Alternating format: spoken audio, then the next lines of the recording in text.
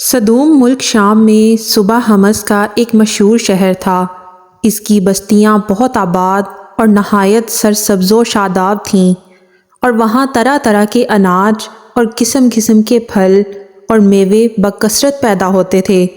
شہر کی خوشحالی کی وجہ سے اکثر جا بجا کے لوگ مہمان بن کر ان آبادیوں میں آیا کرتے تھے، اور شہر کے لوگوں کو ان مہمانوں کی مہمان نوازی کا بار اٹھانا پڑتا تھا۔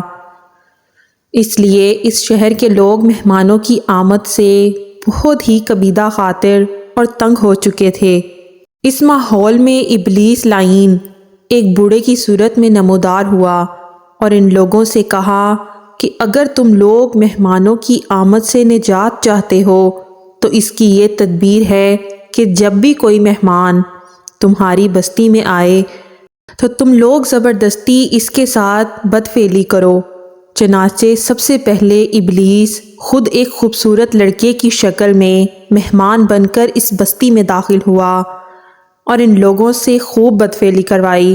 اس طرح یہ فعل بد ان لوگوں نے شیطان سے سیکھا۔ پھر آہستہ آہستہ اس برے کام کے یہ لوگ اس قدر عادی بن گئے کہ عورتوں کو چھوڑ کر مردوں سے اپنی شہوت پوری کرنے لگے۔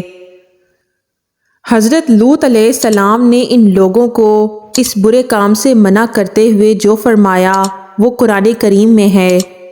کیا وہ بے حیائی کرتے ہیں جو تم سے پہلے جہاں میں کسی نے نہ کی، تو تم مردوں کے پاس شہوت سے جاتے ہو عورتیں چھوڑ کر، بلکہ تم لوگ حد سے گزر گئے ہو۔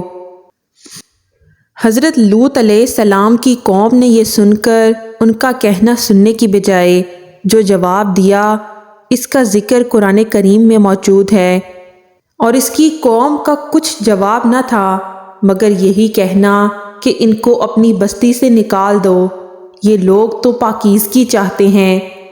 اس سے معلوم ہوا کہ اغلام بازی یعنی بدفعلی حضرت لوط علیہ السلام کی قوم کی ایجاد ہے، اسے لواطت کہتے ہیں۔ یہ بھی معلوم ہوا کہ لڑکوں سے بدفعلی کرنا حرام ہے اور اس کا منکر کافر ہے۔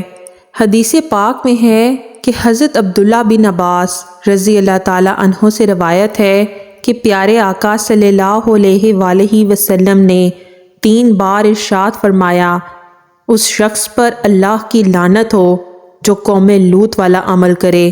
جب قوم لوط کی سرکشی اور بدفعلی قابل ہدایت نہ رہی تو ان پر اللہ پاک کا عذاب آ گیا۔ حضرت جبرائیل علیہ السلام کچھ فرشتوں کے ساتھ خوبصورت لڑکوں کی شکل میں حضرت لوط علیہ السلام کے پاس پہنچے۔ ان مہمانوں کے حسن و جمال اور اپنی قوم کی بدفعلی کے خیال سے حضرت لوط علیہ السلام فکر مند ہوئے۔ کچھ دیر بعد ان کی قوم کے بدفعلوں نے ان کے گھر کو گھیر لیا اور مہمانوں کے ساتھ بدفعلی کے ارادے سے دیوار پر چڑھنے لگے۔ حضرت لوط علیہ السلام نے ان کو سمجھایا مگر وہ باز نہ آئے۔ آپ علیہ السلام کو دکھی دیکھ کر حضرت جبرائیل علیہ السلام نے کہا، آپ فکر نہ کریں، ہم فرشتے ہیں اور ان بدکاروں پر اللہ پاک کا عذاب لے کر اترے ہیں۔ آپ اپنے اہل و عیال اور مومنین کو ساتھ لے کر صبح ہونے سے پہلے اس بستی سے نکل جائیں اور کوئی شخص پیچھے مڑ کر نہ دیکھے، ورنہ وہ بھی عذاب میں گرفتار ہو جائے گا۔ چنانچہ حضرت لوط علیہ السلام نے ایسا ہی کیا۔ پھر حضرت جبرائیل علیہ السلام نے اس شہر کی 5 بستیوں کو اپنے پروں پر اٹھا کر آسمان کی طرف بلند ہوئے اور ان بستیوں کو زمین پر الٹ دیا۔ پھر ان پر پتھروں کا می برسایا اور ان کی لاش کے پرخچے اڑ گئے۔ جب یہ شہر الٹ پلٹ ہو رہا تھا تو حضرت لوط علیہ السلام کی ایک بیوی وائلہ جو منافقہ تھی، قوم کے بدکاروں سے محبت رکھتی تھی، اس نے پیچھے مڑ کر دیکھا اور کہا، ہائے رے میری قوم!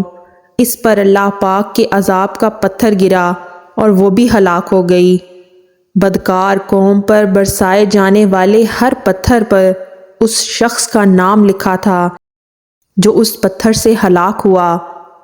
ایک مرتبہ حضرت سلیمان علیہ السلام نے ابلیس سے پوچھا، کہ اللہ تعالیٰ کو سب سے بڑھ کر کون سا گناہ ناپسند ہے، تو ابلیس نے کہا کہ سب سے زیادہ اللہ تعالیٰ کو یہ گناہ ناپسند ہے کہ مرد مرد سے بدفعلی کرے اور عورت عورت سے اپنی خواہش پوری کرے۔